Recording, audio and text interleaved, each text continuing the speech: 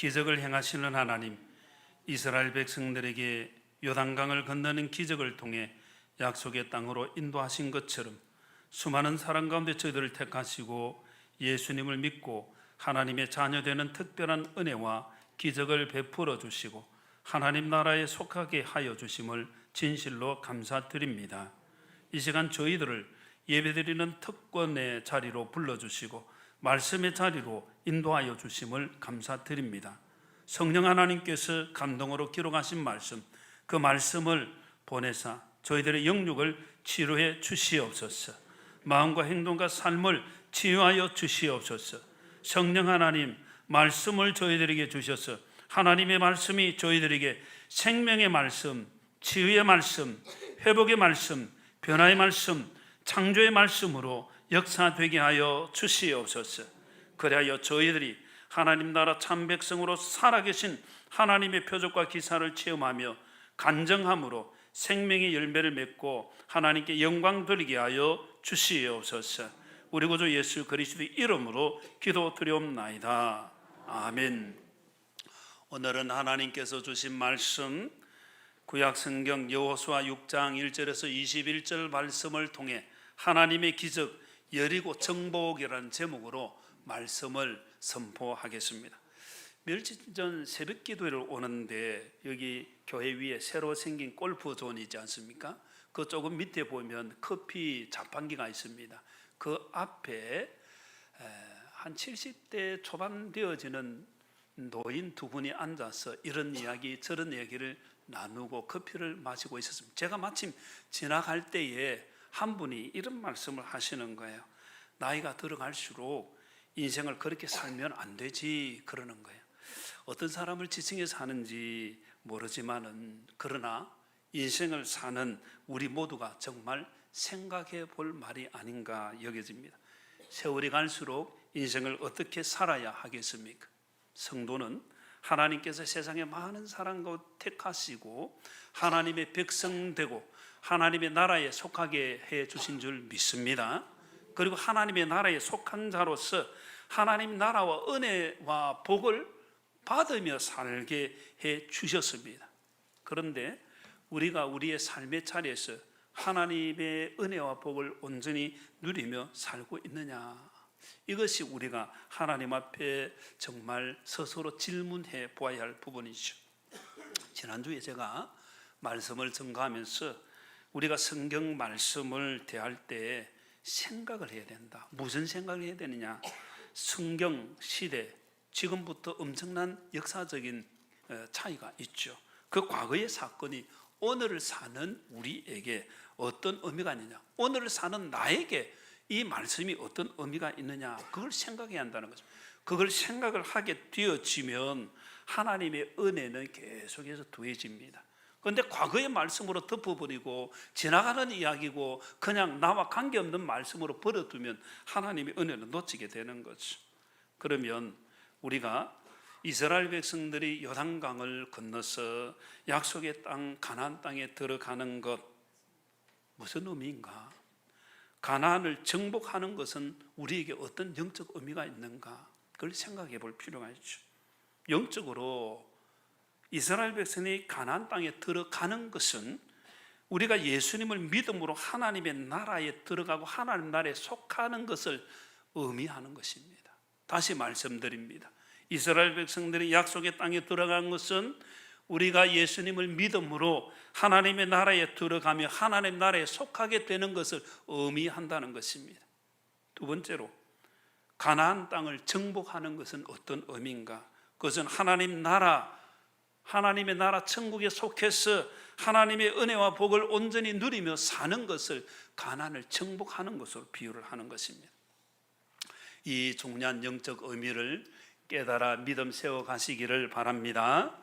그러면 오늘 말씀에 여리고 정복은 어떤 의미가 있느냐 하는 것입니다. 여리고 성은 이스라엘 백성들이 약속의 땅 가나안 땅 들어가서 첫 번째 정복한 그 성이죠. 어떤 의미에서 약속의 땅에 들어가서 그 은혜를 누리도록 방해하는 첫 번째 세력이다, 그런 의미가 되어집니다. 영적으로 보면 여리고 성은 하나님의 자녀로서 우리가 하나님의 나라에 속해서 하나님 나라의 은혜와 복을 누리도록 하는 그것을 방해하는 장애물이라고 볼 수 있습니다. 그래서 하나님의 백성으로 온전한 하나님의 은혜와 축복을 누리지 못하도록 막아서는 그 모든 것들은 여리고성의 비유를 할 수 있습니다. 여러분의 삶에 여리고성 같이 견고하게 세워져서 내가 하나님의 복을 받지 못하도록 만드는 것은 무엇입니까? 어떤 문제냐 하는 것이죠. 우리의 인생, 우리의 가정, 우리의 생업, 우리의 모든 생활에 하나님께서는 다 복을 예비해 주셨는데 이 장애물, 여리고성 같은 것이 있어서 그걸 막아선다는 것입니다. 그것이 우리 가정, 자녀의 문제일 수도 있고 부모와 자녀 간의 문제일 수도 있고 직장에서 직장 상사와 부하 직원의 문제일 수도 있고 여러 가지 일의 문제일 수도 있고 그리고 우리의 삶에 여러 가지로 되어져 있는 그 하나님의 복을 막아서는 그런 장애물들이 여리고성이라는 것입니다. 오늘 경배드리는 저와 여러분 모두가 우리의 삶에 하나님의 복을 가로막는 굳게 닫혀져 있는 여리고성 같은 이것이 하나님의 기적으로 정복되고 하나님의 은혜와 복을 누리게 되기를 주님의 이름으로 축복합니다. 오늘 말씀은 하나님께서 이스라엘 백성들에게 베풀어 주신 기적 여리고성을 정복하는 것을 배경으로 하고 있습니다. 우리 읽었던 말씀 6장 20절에 보면 여러분 성경을 좀 볼 필요가 있습니다. 오늘 PPT가 정상적으로 좀 되지 않아서 여러분들 성경을 보는 것이 좀 필요합니다. 6장 20절 말씀 여러분 성경을 같이 보는 것이 중요하겠습니다. 이에 백성을 외치고 제사장들은 나팔을 불매 백성이 나팔 소리를 들을 때에 크게 소리 질러 외치니 성벽이 무너져 내린지라 백성이 각기 앞으로 나가 그 성에 들어가서 그 성을 점령하고 그렇게 됐습니다. 그러니까 나팔을 제사장이 불고 이스라엘 백성들은 크게 소리를 외치니까 그 성벽이 무너졌다는 거예요. 뭐 유리성이 아닙니다. 6장 1절 2절 말씀은 견고한 성이다 그렇게 말한 사진을 하나 준비해서 한번 보시죠. 여리고 성의 사진입니다. 사람의 크기와 여리고 성의 두께와 비교를 하면 여러분 동네 산성 올라가 보셨습니까? 동네 산성의 그 위에 산성 위로 여러분 이제 걸어보기도 덜 하는데 비할 바가 되지 못합니다. 중국의 만리장성, 만리를 쌓았다 해서 유명한 성이지 않습니까? 물론 사람들이 올라가고 하지만 이 여리고 성의 두께와 비교를 할 수 없습니다. 얼마나 난공불락의 요새인지 모릅니다. 그 여리고 성이 무너진 틀을 발견하고자 사진을 찍은 것이고 고고학자들이 말하는 데는 그 성의 높이와 두께가 어마어마한 거예요. 난공불락의 요새라 그렇게 볼 수 있습니다. 그런데 그런 성이 이스라엘 백성들이 제사장들이 나팔을 불고 그리고 이스라엘 백성들이 와 하고 소리를 쳤는데 무슨 내용의 소리인지는 모릅니다. 그러나 소리를 쳤다고 해서 그 견고한 성이 무너져 내릴 수 있느냐? 만약에 그렇게 무너져 내린다고 한다면 사람들을 다 동원해서 성마다 소리치면서 이겼겠죠. 그렇지 않습니다. 그렇게 될 수가 없는 거예요. 이 견고한 성 6장 1절에 보면 이스라엘 자손들을 말미암아 여리고는 굳게 닫혔고 그렇게 말합니다. 굳게라는 말이 얼마나 든든한 성인지를 보여주는 것입니다. 고고학자들, 성경학자들은 그 여리고성이 너무 견고해서 도저히 무너뜨릴 수 없는 곳이었다 이렇게 봅니다. 물론 여러 고고학적 자료들이 많이 있지만은 분명한 것은 이것은 사람이 할 수 없는 소리친다고 되는 게 아니라는 거예요. 뭐냐? 하나님께서 하신 거예요. 하나님의 기적인 줄 믿으시기를 바랍니다. 참 중요한 것이 우리 인간의 상식으로 우리 인간의 합리적인 이성으로 판단할 수 없는 그런 부분들이 성경에 너무 많이 있는 거예요. 이 하나님의 기적이 여기 일어난 거예요. 하나님께서 목소리 한번 바라시면 놀란 역사가 일어나는 줄 믿으시기를 바랍니다. 그래서 우리의 삶에 하나님께서 이 역사에 개입하셨다는 거예요. 하나님께서 그 역사에 개입하심으로 기적이 일어났다는 것입니다. 오늘 예배드리는 저와 여러분에게도 우리가 하나님의 은혜와 복을 누리며 하나님의 자녀로 하나님의 백성으로 하늘나라 시민으로 살아가는 그 모든 것을 방해하는 장애물들이 하나님의 기적으로 말미암아 다 무너지고 하나님의 은혜가 주어지는 그런 복된 삶을 살게 되기를 주님의 이름으로 축복합니다. 그러면 오늘 우리가 이 말씀을 볼 때에 하나님께서 여리고성을 정복하는 이 기적을 통해서 우리에게 말씀하는 것이 있다는 겁니다. 여리고성은 가나안 정복의 첫 성입니다. 처음의 것은 참 중요한 것입니다. 첫 성을 어떻게 정복을 했느냐, 그것은 앞으로 승리하게 되는 원리를 보여주는 것이기도 합니다. 다시 말하면 우리가 하나님의 자녀로 하나님의 백성으로 이 땅을 살아가면서 계속해서 승리하는 그 삶을 내가 살 수 있는 원리가 여기 담겨 있다는 거예요. 우리의 삶은 어떻습니까? 나 너무 행복해. 감사한 일이에요. 그러나 계속해서 장애물에 걸리고 넘어지고 있으면 우리 이 말씀의 원리를 마음에 새길 필요가 있습니다. 하나님께서 행하신 기적 여리고 정복의 이 원리가 무엇인지를 살펴보므로 우리 모든 성도들이 영적으로 나의 앞에 가로막혀 있는 여리고성을 정복하여서 하나님께서 주신 하나님 나라의 온전한 복을 다 누리게 되기를 주님의 이름으로 축복합니다.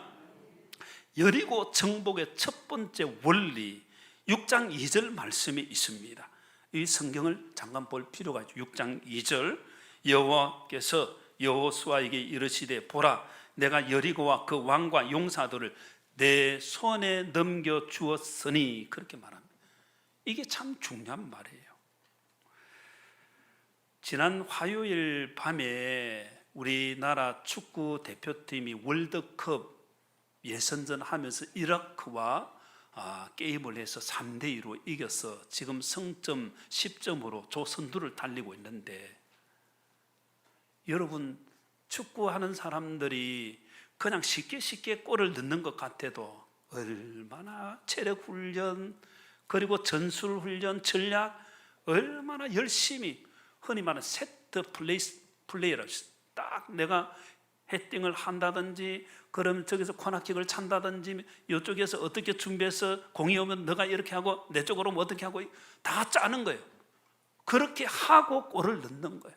그래도 그게 다 온전히 되지 않기 때문에 다 얼마나 연습을 많이 하고 내 앞에 공만 온나 발로 차 넣으리라 그런 훈련을 하는 거예요.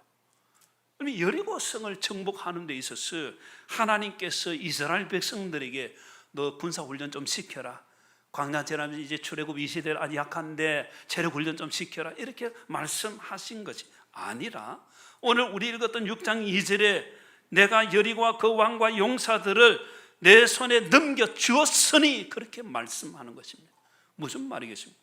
넘겨주었다는 이 원어적인 의미는 권력이나 통치권을 넘겨준다는 것입니다. 승리를 허락한다는 그런 의미가 담겨져 있습니다. 나타난이라는 말인데 하나님께서 넘겨주시는 거야. 우리 물건을 들고 오른손에서 왼손으로 옮겨지듯이, 그리고 우리의 삶에 있어 어떤 것을 다른 사람이 주듯이 넘겨주는 것을 말하는데 6장 2절에 보면 내가 넘겨주리라 가서 전쟁하라 이렇게 말씀하시지 않습니다. 이미 넘겨주었으니 이렇게 과거형으로 사용합니다. 우리 성경에 보면 이런 표현들이 종종 있습니다. 아직 되지 않은 일을 되어진 것처럼 말씀하시는 것은 하나님께서 하실 일을 약속하시고 보증하신다는 의미입니다. 우리의 삶은 하나님의 손에 있는 줄 믿습니다. 하나님의 말씀 참 중요한 것입니다. 그래서 첫 번째 원리는 뭐냐? 이스라엘 백성들이 여리고 정복을 위해, 하나님이 기적 여리고 정복을 위해 그들의 마음에 새겨야 할 것은 하나님의 약속을 확신해야 한다는 것입니다. 한번 따라하겠습니다. 하나님의 약속을 확신합시다. 아이고 하나님 말씀만 하고 우리를 모두 훈련도 시키지 않고 이게 아니에요. 하나님 말씀하셨으니 하나님 그대로 하신다는 거예요. 그래서 여호수아 1장 3절에도 하나님께서 너희 발바닥으로 밟는 모든 것을 내가 너에게 주었노니 그렇게 과거형으로 가나안 정복을 표현하고 있죠. 하나님은 약속하신 것을 반드시 이루시는 하나님이신 줄 믿습니다. 하나님의 말씀은 반드시 이루어진다는 것입니다. 그래서 우리는 말씀을 붙드는 신앙, 하나님의 약속을 붙드는 신앙을 세워가는 게 얼마나 중요한지 모릅니다. 여러분, 성경을 우리가 가지고 있지 않습니까? 하나님의 말씀이 나에게 주어질 때에 때로는 하나님께서 이 말씀을 나에게 주시는구나, 붙들어야 되는 거예요. 그걸 붙들면 역사는 하나님 하시는 것입니다. 그래서 우리 모든 성도들이 여리고 정복의 첫 번째 원리, 이스라엘 백성들이 여리고 정복을 위해 하나님의 약속을 확신한 것처럼 우리도 하나님의 말씀, 하나님의 약속을 확신함으로 우리의 모든 삶 하나님께서 열어주시는 승리하는 은혜를 다 누리게 되기를 주님의 이름으로 축복합니다. 여리고 정복의 두 번째 원리, 여호수아 3장 5절 말씀입니다. 우리 3장 5절 말씀 조금 지난주에 보았던 것인데 한번 다시 볼 필요가 있습니다. 여러분, 6장을 펴두고 있는데 한 두어 장 넘기면 3장 5절이 있죠. 제가 읽겠습니다. 여호수아가 또 백성에게 이르되 너희는 자신을 성결하게 하라. 여호와께서 내일 너희 가운데서 기이한 일들을 행하시리라. 기억나십니까? 성결하게 되어지면 하나님의 기적이 일어난다는 것을 말씀하는 거죠. 우리의 성결은 예수 그리스도 십자가 보혈 죄 사함의 은혜를 덧입는 것입니다. 거룩한 삶에 하나님의 은혜가 더해진다는 것입니다. 약속의 땅에 들어가는 것은 이스라엘 백성의 힘으로 할 수 없는 것입니다. 내가 원한다고 나 하나님 나라 백성 천국에 들어가고 싶어 들어갈 수 없는 것입니다. 하나님의 은혜이며 기적인 줄 믿으시기를 바랍니다.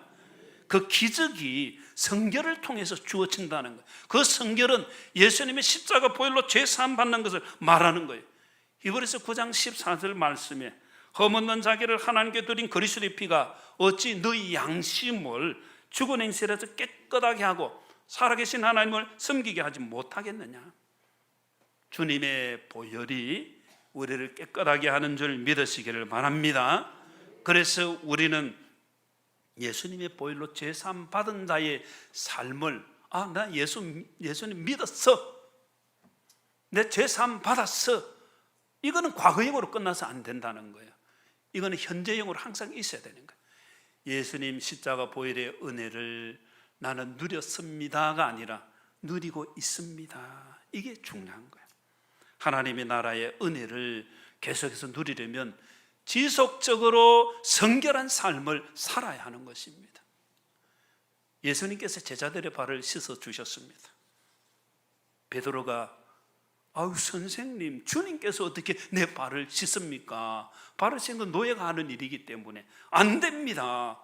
그때 예수님께서 말씀하죠. 내가 너의 발을 씻지 않으면 너는 나와 상관이 없다. 베드로가 깜짝 놀라서 예수님, 그러면 내 몸도 씻어 주십시오.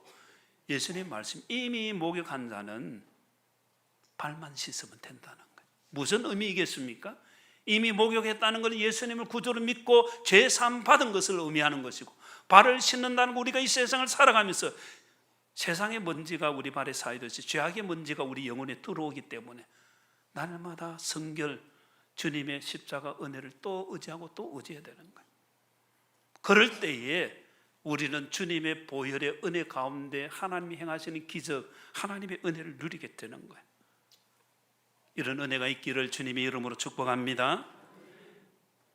새벽에 요즘 예레미야 에가서를 봅니다. 잠깐 길지 않기 때문에 잠깐 보고 지나갈 것이지만은 어제 보았던 예레미야 에가 2장 1절에 보면 이런 말씀이 있습니다.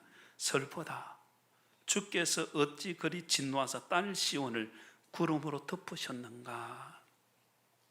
이스라엘, 유다, 예루살렘의 패망, 그 비극을 두고 예레미야가 정말 슬퍼하면서 노래 부른 것이 예레미야 애가입니다. 슬픔의 노래라는 거예요. 사랑의 노래가 아니고 슬픔의 노래를 부른 거예요. 그 비극적인 멸망의 현장에서 이 노래를 부름으로 말미암아 백성들이 같이 부르고 하나님께로 돌아오도록 하는 그런 호소가 담겨 있다고 볼 수 있겠죠. 여하튼 예레미야가 2장 1절에 보면 슬프다. 주께서 어찌 그리 진노하사 딸 시온을 구름으로 덮으셨는가. 여러분, 구름하면 여러분 이스라엘 백성 광야를 지날 때에 구름기둥 불기둥 많이 들어본 말씀 아닙니까? 광야길에서 구름은 이스라엘 백성들의 그 뜨거운 태양을 가려주는 아주 좋은 피난처고 인도해 주시는 의미가 있습니다. 그런데 여기 구름으로 완전히 덮었다는 것은 하나님의 심판을 말하는 거예요. 빛이 있고 구름이 있고 빛이 있고 구름이, 이건 좋은 거예요. 그러나 구름으로 계속 있다는 것은 뭐든지 끝나는 것을 말하는 거예요. 심판의 구름을 말하는 것입니다. 그리고 거기 예레미야 애가 2장 1절 중반에 보면 이스라엘의 아름다움을 하늘에서 땅에 던지셨으며, 하늘에 있는 이스라엘을 땅으로 던지셨다고 그렇게 표현합니다. 영적으로 우리가 예수님 믿음으로 말미암아 하늘의 시민권을 가진 자인 줄 믿습니다. 성도는 하늘의 시민권을 가진 자입니다.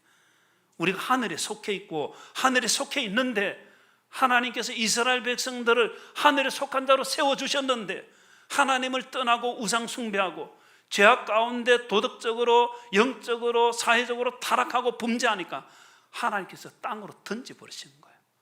그러니까 땅에서 하늘로 올려주셨는데 하늘 백성의 삶을 살지 않으니까 하나님께서 하늘에서 땅으로 던지셨다, 그 말이에요.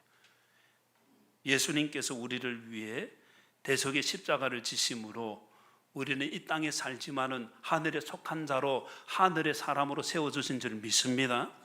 그런데 그 삶이 지속적으로 하나님 앞에 성결하게 띄어진 그 은혜 가운데 있는 거예요. 그러나 하나님 보시기에 아니다 싶으면 땅으로 던지신, 이스라엘 백성 땅으로 던지신 것처럼 그런 일이 일어나요.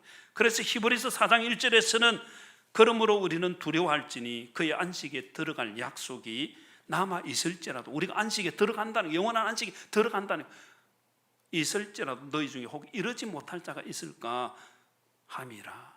그래서 4장 11절에 보면 그러므로 우리가 저 안식에 들어가기를 힘쓸지니, 그렇게 말해요. 영원한 안식에 들어가기를 힘써야 할 줄로 믿습니다. 영원한 하나님의 나라가 있다는 거예요. 그걸 우리는 이 땅에서 잠깐 맛보지만은 영원한 하나님의 나라에 들어가도록 힘쓰는 성결한 삶이 요구가 되어지는 거예요. 2023년 6월에 목회 데이터 연구소에서 우리나라의 교회를 다니는 교인들을 대상으로 설문조사를 했습니다. 예수 그리스도를 구주로 믿고 구원받은 사람의 퍼센트와 이름뿐인, 교회 다닌다, 내 교인이야, 믿어 하는 이름뿐인 그리스도인, 명목상 그리스도인, 노미널 크리스찬 비율을 보니까, 조사를 해보니까 이름뿐인 신자 39.5%로 통계가 되었습니다. 그리고 6명은 구원의 확신 가운데 신앙생활을 하고 4명은 아직도 구원의 확신이 없다는 거예요. 여러분, 구원의 확신이 있습니까? 구원의 확신이 있습니까? 참 중요한 것입니다. 그래서 우리는 내가 구원받은 자의 삶을 지속적으로 살고 있는가를 돌아봐야 되는 거예요. 우리 자녀손도 잘 세워야 합니다. 그래서 구원받은 자로서 우리 주변에 아직 구원받지 못한 사람 전도하는 것 정말 중요합니다.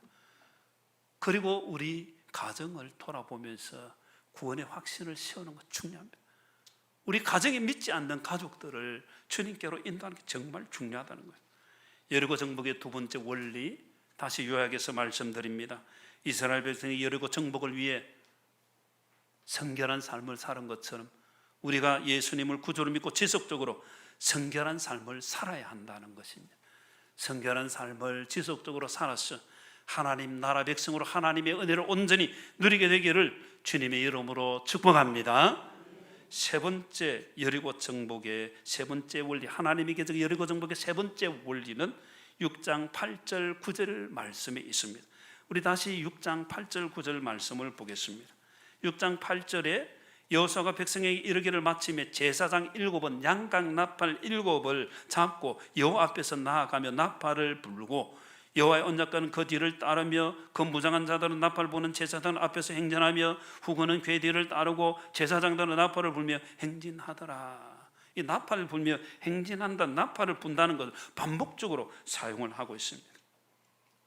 그리고 중요한 것은 이 행진하는 그 구조를 보면 군사들이 앞에 있고 제사장이 나팔을 불고, 그리고 언약궤가 그 중심에 딱 있습니다. 그리고 후군이 뒤따르고 이렇게 행진을 하는 거예요. 무엇이 중심에 있다고 말씀드렸습니까? 무엇이 중심에 있습니까? 언약궤가 중심에 있는 거예요. 우리가 이 여호수아서를 보면 언약궤라는 말을 자주 만나게 되어집니다. 여러분, 언약궤가 무엇입니까? 지난주에 잠깐 말씀을 들었습니다. 출애굽기 25장 22절에 보면 내가 너와 만나고, 그렇게 말씀합니다. 하나님께서 임재하시고 함께 하시는 것이 이 영적으로 언약궤의 의미라는 것입니다. 그리고 하나님께서 두 그룹 사이에서 내가 이스라엘 자손을 위하여 내게 명령할 모든 일을 내게 이르리라 말씀하신다. 언약궤는 하나님께서 임재하시고 함께 하심의 상징이고, 언약궤는 하나님께서 말씀하시고 인도하신다는 의미를 담고 있는 거예요. 여러분, 성경에 그 오늘 읽었던 여호수아 6장 8절 9절 그 옆에다가 출애굽기 25장 22절을 꼭 기록해 두십시오. 그리고 집에 가서 꼭 읽어보십시오. 우리의 중심 무엇이 되어야 하는 거예요? 무엇이 중심이 되어야 하느냐? 언약궤를 중심에 두고 행진한 것처럼 우리는 하나님 함께 하시고 하나님이 인도하신 하나님 중심의 삶을 살아야 한다, 이걸 보여주는 거예요. 하나님 중심의 삶을 살아야 할 줄로 믿습니다. 하나님 중심의 삶이 하나님이 기적을 보는 것이고 여리고를 정복하는 것이고 하나님 나라 백성의 은혜를 누리게 되는 것입니다. 그래서 우리 모든 성도들이 무엇 중심으로 나는 살고 나를 인도하는 것, 내 삶을 결정하는 것, 내가 무엇을 따라가고 있는가, 내 생각과 말과 행동을 결정하는 우선순위는 뭐냐? 하나님이 아니라고 한다면 바꿔야 된다는 거예요. 하나님 중심으로 살아야 할 줄로 믿습니다. 사람 중심이 아닙니다. 물질 중심이 아닙니다. 세상의 사고 중심이 아니라는 거예요. 세상의 방법이 아니라는 거예요. 하나님 중심으로 살 때에 하나님께서 기적을 행하시는 걸 보게 되고 여리고성을 정복하듯이 우리 삶에 가로막히는 장벽이 무너지게 되어지고 하나님의 은혜를 누리게 된다는 것입니다. 이 은혜가 있기를 주님의 이름으로 축복합니다. 여리고 정복의 네 번째 원리는 여호수아 6장 5절에 있습니다. 6장 5절 우리 다시 한번 봅니다. 제사장들이 양각 나팔을 길게 불어 그 나팔 소리가 너에게 들릴 때는 백성은 다 큰 소리로 외쳐 부를 것이라. 그리하면 그 성벽이 무너져 내리리니 백성은 각기 앞으로 올라갈지니라 하시매. 여기 6장 5절에 제사장들이 양각 나팔을 길게 분다는 것, 양각 나팔이라는 양의 뿔로 만든 나팔을 말하는 것입니다. 양의 뿔로 만든 나팔을 길게 울려 불 때에 무슨 일이 일어나느냐는 거예요. 그것을 민수기 10장이 나팔을 부는 규례에 대해 말씀하고 10장 9절에 보면 이런 말씀이 있습니다. 또 너희 땅에서 너희가 자기를 압박하는 대적을 치러 나갈 때는 나팔을 크게 불지니 그리하면 너희 하나님 여호와가 너희를 기억하고 너희 대적에게서 구원하리라. 무슨 말씀입니까? 나팔을 울려 불게 되어지면 하나님께서 그 소리를 들으시고 기억하시고 그 역사에 개입하셔서 구원하시고 승리케 해주신다는 약속이 담겨져 있는 거예요. 그래서 이스라엘 백성들이 이 나팔을 부는 거예요. 제사장이 나팔을 불고 하나님의 승리를 누리는 것은 무슨 의미일까? 우리가 뭐 나팔을 분다, 이것은 하나님 들으시는 거죠. 하나님 응답하시는 걸 말하는 거예요. 기도라고 표현할 수 있습니다. 기도의 나팔을 크게 불어야 할 줄로 믿습니다. 그래서 하나님께서 예레미야에게 일을 행하시는 여호와, 성취하시는 여호와 하나님께서 너에게 말한다. 예레미야 33장 3절 말씀 우리 잘 알고 있지 않습니까? 너는 내게 부르짖으라. 내가 내게 응답하겠고 내가 알지 못한 크고 비밀한 일을 내게 보이리라. 은밀한 일을 내게 보이리라. 부르짖으면 하나님의 은혜가 주어질 줄 믿으시기를 바랍니다. 하나님께서 예레미야에게 이렇게 말씀하시고 예레미야가 부르짖게 삐어지고 하나님께서 약속하신 건 이스라엘의 회복을 말씀하시는 거예요. 바벨론에 포로되었던 이스라엘 백성을 돌아오게 하시고 하나님께서 찬송과 영광이 되게 하시고 하나님께서 모든 복을 내가 베풀어 주리라 그렇게 약속하셨습니다. 그 말씀대로 하나님 백성이 돌아오게 된, 그게 바벨론 포로 70년 지나고 돌아온 바벨론 포로 귀환을 말하는 거죠. 하나님은 약속을 이루시는 하나님이십니다. 하나님께서는 우리에게 그래서 그 약속을 붙들고 기도하라, 부르짖어라. 기도의 나팔을 울려 불 때에 하나님께서 여리고를 정복케 하시고 승리케 해주신 것을 기억하고, 우리 여리고 정복의 네 번째 원리, 제사장이 나팔을 불었던 것처럼 하나님께 부르짖는 기도의 삶을 살아서 하나님의 놀라운 역사를 자랑하는 우리 모두가 되기를 주님의 이름으로 축복합니다.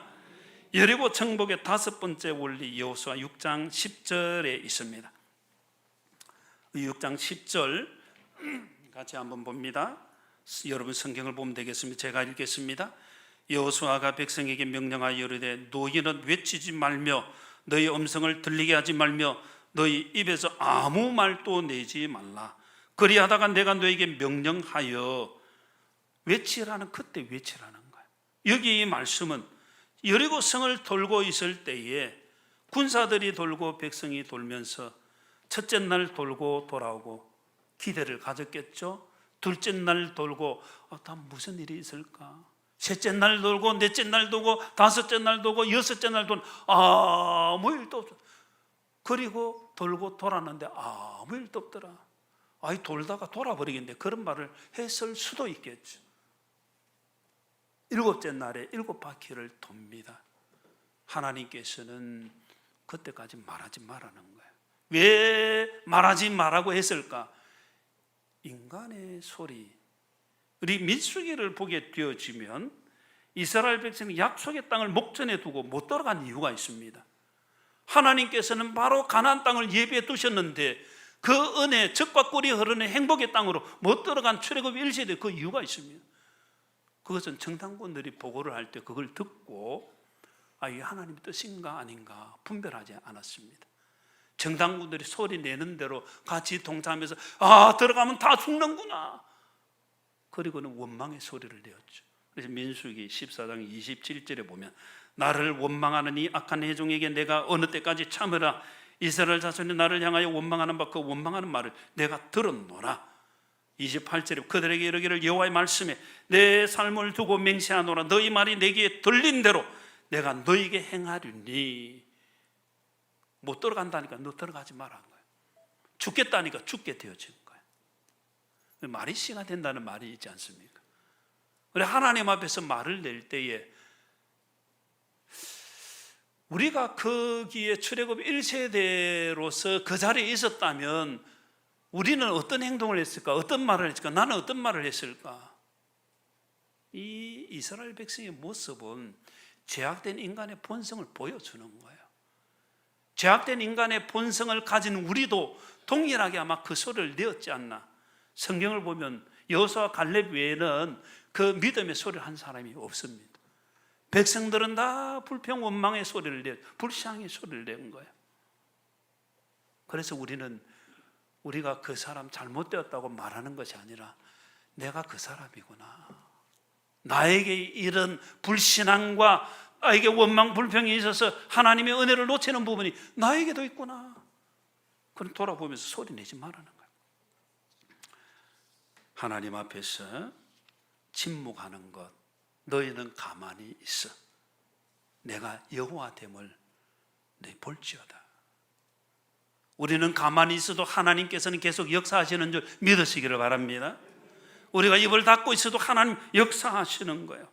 그래서 우리는 주님 앞에서 소리 내어야 하는 것은 내고 소리 내지 말아야 하는 건 내지 말아야 된다. 성경이 그걸 가르쳐 주는 것이죠.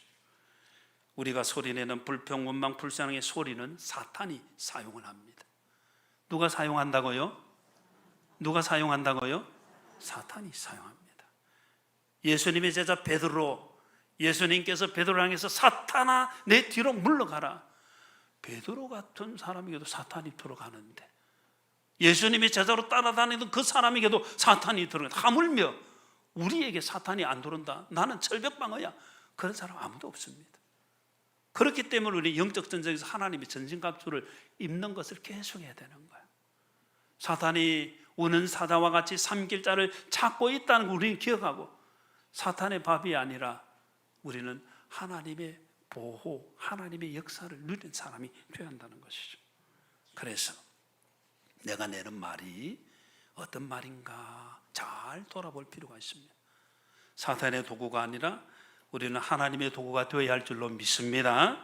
그래서 요약하면 여리고 정복의 다섯 번째 원리는 이스라엘 백성들이 여리고 정복을 위해 성을 뛸 불신앙의 소리를 내지 않은 것처럼 우리의 삶에서 불신앙, 불평, 원망의 소리를 내지 않아야 되겠다 결단함으로 그 침묵 가운데 하나님 역사하시는 은혜를 다 누리는 우리 모두가 되기를 주님의 이름으로 축복합니다. 마지막 여섯 번째 원리는 여호수아 6장 10절 말씀에 보면, 여호수아가 백성에게 명령하여 이르되 너희는 외치지 말며 너희 음성을 들리게 하지 말며 너희 입에서 아무 말도 내지 말라. 그리하다가 후반절에 보면 내가 너희에게 명령하여 외치라는 날에 외칠지니라. 해야 될 외침의 소리가 있다는 거예요. 그리스도인이 해야 될 소리. 오늘 우리 박 장로님이 기도하시면서 다음 주에 서울 시청 앞에서 또 광화문 광장에서 우리 전국에 있는 우리 고신교단 포함해서 전국교회에서 버스를 동원해서 거기서 집회를 합니다. 종교개혁 기념주일에 왜 이래 하느냐, 기도하신 내용대로 너무 악법이 많아지고 있습니다. 동성애 심각합니다. 요즘 드라마나 이런 데 보면 동성애가 아주 자연스럽게 위험한 거예요. 그걸 또 같이 동성 결혼까지 합법화시키고 하게 되어지면 단지 성적 타락이 아니라 신앙이 무너져 내리는 거예요. 그래서 그걸 막자. 종교개혁 기념주일에 그걸 청한 거예요. 우리 성도들은 사명의 소리를 내야 할 줄 믿습니다. 아닌 것 아니다, 이게 하나님의 뜻이다 소리를 세상에 내어야 하는 거예요. 그 소리를 내는 걸 다 닫고 있으니까 하나님의 역사가 나타나지 않는 거예요. 그리고 우리가 내어야 할 소리는 복음의 소리를 내야 하는 거예요. 사도행전 16장 31절에 바울이 그 간수를 향해서 주 예수를 믿어라, 그리하면 너와 내 집이 구원을 받으리라. 주 예수를 믿어라, 그리하면 너와 내 집이 구원을 받으리니 말씀이 우리 모든 성도들의 가정의 역사되기를 주님의 이름으로 축복합니다. 그리고 우리는 이 말씀을 많이 해야 됩니다. 많이 외쳐야 됩니다. 구원을 받는 이 말씀을 많이, 우리가 외쳐야 될 소리는 뭐냐? 교회의 사명이 뭐냐? 복음 전도하고 선교하며 생명을 건지는 그게 교회의 사명. 성도의 사명은 뭐냐? 하나님께서 우리를 먼저 구속해 주신 것은 아직 구속받지 못한 생명을 건지라고 불러주신 것이지, 우리끼리 다 계모임하듯이 챙겨야되지 아니에요. 그걸 넘어서서 생명을 건지라고 우리를 먼저 불러주신 줄 믿습니다. 그래서 이 생명의 소리를 교회는 내야 되는 거예요. 전도의 소리를 내야 되는 거예요. 그래서 우리 모든 성도들이 이 말씀 마음에 담고 이스라엘 백성이 여리고 정복을 위해 그리스도인의 사명의 소리, 복음의 소리를 내야 한다는 것을 마음에 담고 이 영적 원리를 통해서 하나님께서 주시는 하나님 나라의 은혜와 복을 온전히 누리고 하나님의 살아계심을 선포하는 우리 모두가 되기를 주님의 이름으로 축복합니다. 같이 기도드리겠습니다. 하나님 아버지, 저희들을 말씀으로 불러주심을 진실로 감사를 드립니다. 인생의 주관자 되시는 하나님께서, 역사의 주관자 되시는 하나님께서 저희들의 삶을 만져 주시옵소서.